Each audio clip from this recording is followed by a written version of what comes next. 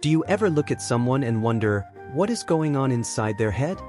When reading Lewis Carroll's Alice in Wonderland, most readers can easily imagine the Queen's bizarre croquet game in their minds, with balls as live hedgehogs, mallets as flamingos, and soldiers bending into arches. Details like the hedgehog's quills or the Queen's expression might come alive vividly.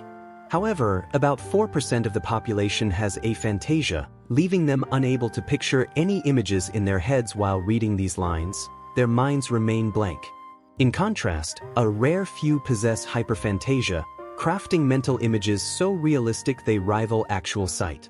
This difference reflects a broad spectrum of imaginative ability, highlighting how each person experiences their inner world uniquely. In the 19th century, a psychologist discovered that the ability to visualize mental images varies widely, existing on a diverse spectrum. At one end, those with aphantasia cannot generate mental pictures at all, leaving their inner screen empty. At the opposite end, individuals with hyperphantasia experience vivid, sharp images almost as real as life. Most people fall between these extremes, with imaginations ranging from faint to fairly clear. This finding laid the groundwork for understanding how the human brain processes internal imagery, revealing the richness and variety in each person's mental experience. Scientific studies have shed light on aphantasia through unique methods. An experiment measuring pupil light response found that when imagining light, the pupils of people who can visualize mental images naturally contract, while those with aphantasia show no change. This highlights a stark difference in how the brain processes mental visuals. Additionally, brain imaging reveals that aphantasia is linked to weaker connections between regions responsible for cognitive control, memory retention, and visual processing. These areas typically work together to form inner images, but in people with aphantasia, this coordination seems less effective, explaining why they cannot see in their minds. Though people with aphantasia cannot visualize images while awake, they can still see vivid scenes in dreams. This phenomenon intrigues scientists, with one theory suggesting that the mechanism for dream imagery differs from conscious imagination. When awake, visualization requires a top-down process, starting with the brain's active intent to trigger visual and memory regions. In contrast, dream images seem to arise bottom-up, stemming from spontaneous deep brain activity that automatically activates the visual system without conscious control. This distinction might explain their unique dreaming ability.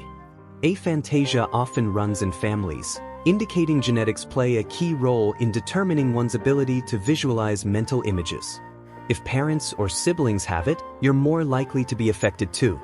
However, it's not just genes. Aphantasia can also emerge from brain injuries or psychological issues, disrupting imagination. Conversely, hyperphantasia, a state of intensely vivid mental imagery, is tied to stronger connections between brain regions, especially those handling cognition, memory, and vision. This variance creates a spectrum of ability, from blank to lifelike, reflecting how each person's brain is uniquely wired to experience their inner world. Aphantasia impacts life in distinct ways. Unable to picture images, those affected show fewer strong emotional responses, like sweating when imagining stress, due to a lack of internal visual impact. This might unintentionally shield them from disorders like PTSD, often tied to haunting negative visuals, though more research is needed. In contrast, hyperphantasia brings richer memory, letting individuals vividly recall past details, from scents to colors. This ability to relive memories not only enhances personal experience but also shapes how they perceive and recount their life stories, creating a striking difference in mental life. Differences in mental imagery can shape career paths. Those with aphantasia, unswayed by visuals, are often drawn to fields like STEM, science, technology, engineering, math, where logic and analysis trump visual imagination. Conversely, people with hyperphantasia, able to conjure lifelike images, gravitate toward creative professions like art, media, and design. Their rich imagination aids in envisioning fresh ideas, from vivid paintings to unique ad campaigns.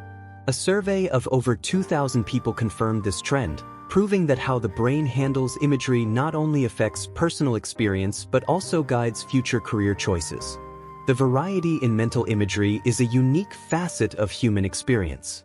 From aphantasia, where the mind is blank, to hyperphantasia, with images as real as life, each person harbors a distinct inner world. Though science has partly uncovered how the brain drives these differences, fully grasping what happens in another's mind remains elusive. One might picture every hedgehog quill in a story, while another senses only words without seeing anything. This variation isn't a flaw but a testament to humanity's richness. Perhaps the wonder lies in each mind being a singular universe, forever a mystery to outsiders.